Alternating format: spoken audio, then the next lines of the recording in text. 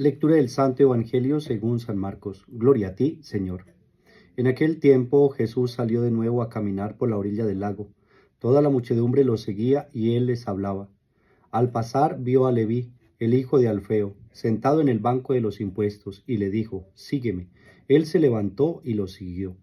Mientras Jesús estaba a la mesa en casa de Leví, muchos publicanos y pecadores se sentaron a la mesa junto con Jesús y sus discípulos, porque eran muchos los que lo seguían.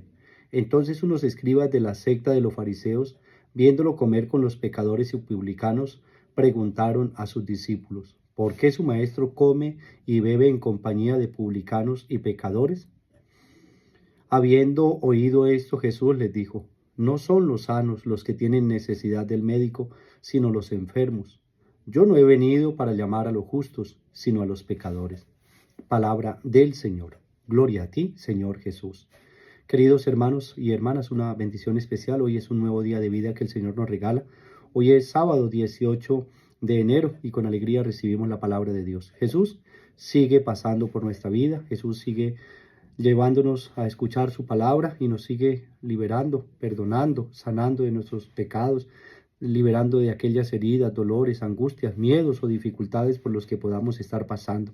Porque bien nos dice hoy la palabra de Dios, porque el Señor vino por los enfermos, el Señor vino por los pecadores, no por los sanos, no por los justos, sino que el Señor ha venido por aquel que estaba extraviado de los caminos de Dios, por aquel que se había distanciado de la misericordia del Padre, por aquel que está perdido en los caminos, en la vida, en los vicios, en un desorden en el que no encuentra sentido y plenitud. Pues ahí es donde el Señor viene, se hace el encontradizo, incluso va en busca de aquel que está en situación de pecado, en el que está aislado, en aquel que está distante, y lo convoca, lo atrae, lo llama por nombre propio, como fue el estilo que utilizó hoy con Mateo, con el hijo de Alfeo, y lo llamó desde el puesto de trabajo, un pecador público, un cobrador de impuestos, pues lo llamó para que él fuera también aquel que viene a administrar, aquel que viene a escuchar la palabra de Dios, aquel que viene a recibir la misericordia. Y en la misericordia pues hemos sido perdonados, hemos sido amados por el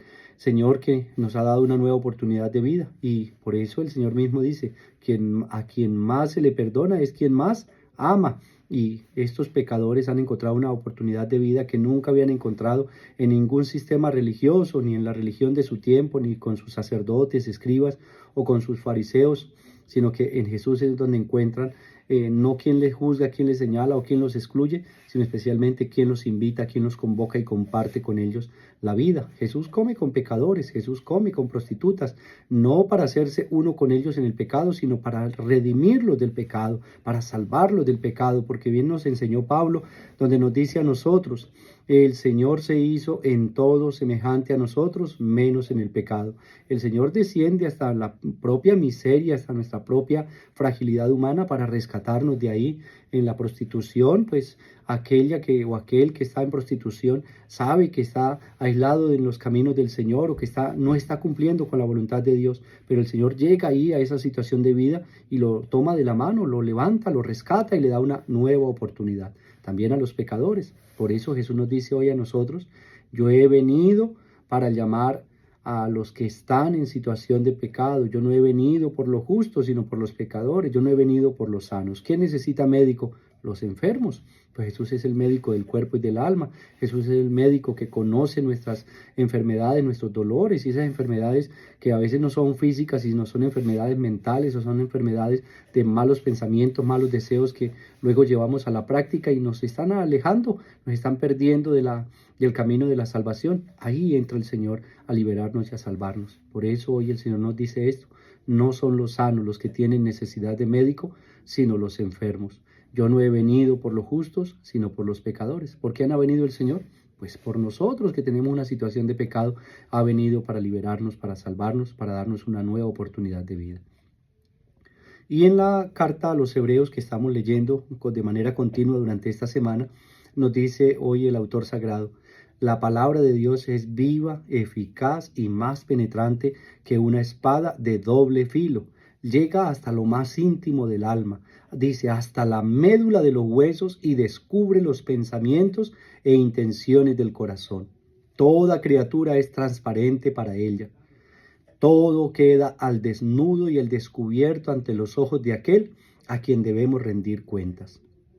Puesto que Jesús, el Hijo de Dios, es nuestro sumo sacerdote, que ha entrado en el cielo, mantengamos firme la profesión de nuestra fe. En efecto, no tenemos un sumo sacerdote que no sea capaz de compadecerse de nuestros sufrimientos, puesto que Él mismo ha pasado por las mismas pruebas que nosotros, excepto el pecado. Dice aquí la carta a los Hebreos. Él ha pasado por las mismas pruebas que nosotros. Incluso en nuestra situación de pecado, hemos llevado a Cristo a esa situación de pecado, pero Él no se ha hecho pecado, sino Él más bien ha ido hasta nuestra miseria, hasta nuestro pecado, para rescatarnos.